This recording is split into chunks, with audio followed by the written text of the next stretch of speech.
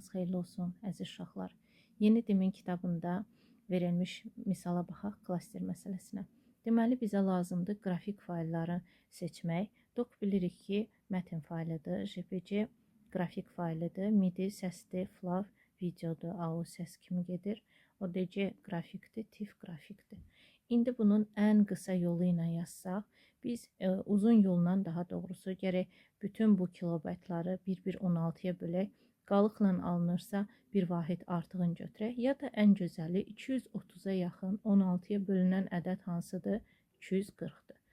Sonra 202-yə yaxın 16-ya bölünən ən yaxın ədəd 208-dir. Çünki 202-nin özü bölünmür. Eləcə də 324 bölünmür. 336-dır.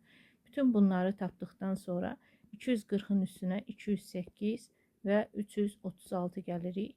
Bu da bizə verəcək 8, 784 Y variantı.